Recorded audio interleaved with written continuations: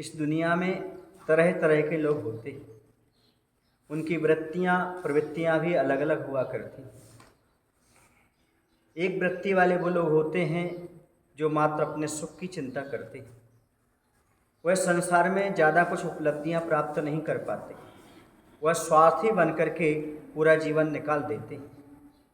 दूसरे वो होते हैं जो अपने साथ साथ दूसरे का भी ख्याल रखा करते हैं, अर्थात वह परमार्थी भी होते हैं।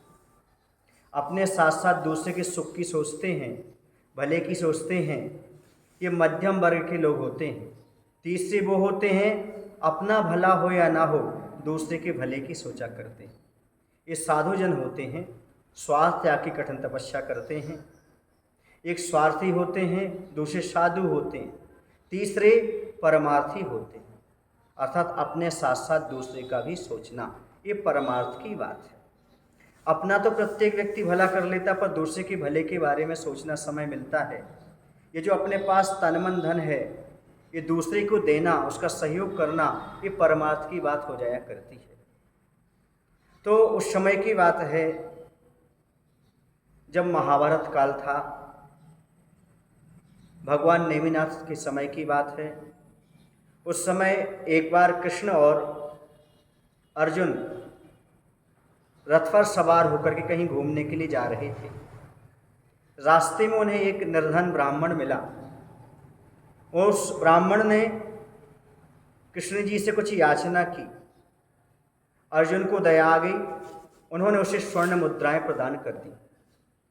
वह स्वर्ण मुद्राओं की पोटली लेकर के चला और चलते चलते ऐसा हुआ कि जब वह रास्ते से जा रहा था तो किसी लुटेरे ने आकर के उसके हाथ से पोटली झपट ली और लेकर के भाग गया। अब क्या हुआ, जब वो दूसरे रास्ते से घूम करके चले आ रहे थे तो पुनः वह ब्राह्मण फिर भीख मांगता हुआ मिल गया। फिर अर्जुन ने कहा, तुम फिर खाली हाथ हो? बोले, हाँ, क्या करें, लुटेरे ने लूट लिया। इस बार उन्होंने थोड़े रत्न और माणिक उसे प्रदान कर दिए। वह माणिक लेकर के जब चला जा रहा था और जाकर के उसने एक काम किया, अपने घर पहुंच गया। घर जाकर के उसने एक घड़े में उस माणिक को रख दिया। जो उस माणिक को उसने रख दिया, लगभग 2-3 माणिक थे, और सो गया। ना उनसे अपना भला किया, ना दूसरे का भला किया, रख करके सो गया। पत्नी ने उस घड़े को उठाया और पानी भरने के लिए नदी चली गई। उसने भी नहीं देखा इस घड़े में क्या है, और पानी भरने को उसने नीचे किया और वह पानी के साथ माणिक बह गए।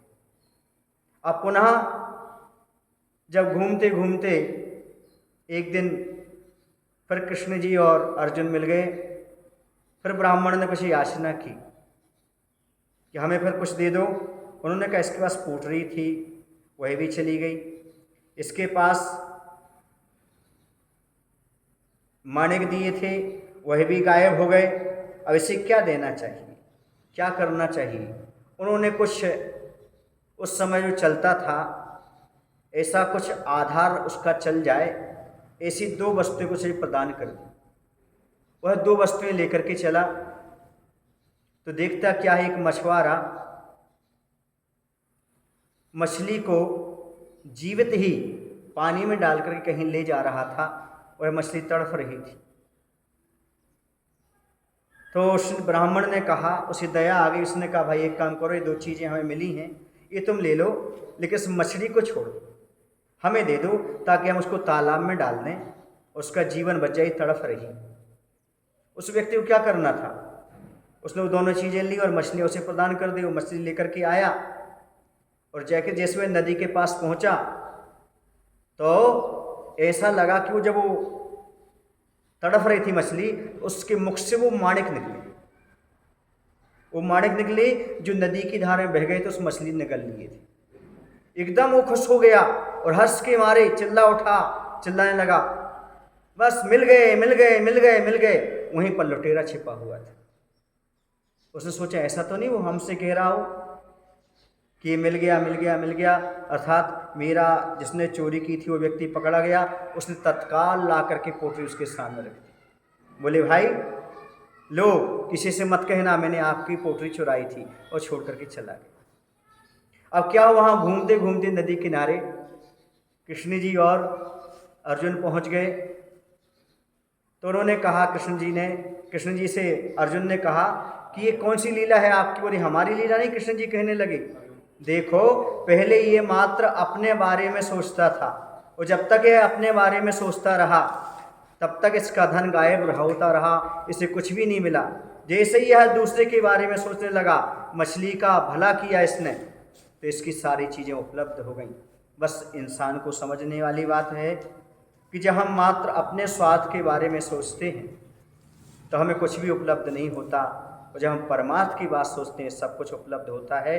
तो अपने जीवन में स्वार्थ को छोड़ करके परमार्थ को अपनाइएगा, आपका जीवन बड़ा आनंदमय बन जाएगा। बोली महावीर भगवान की जय। आचार्य विद्यासागर जी महाराज।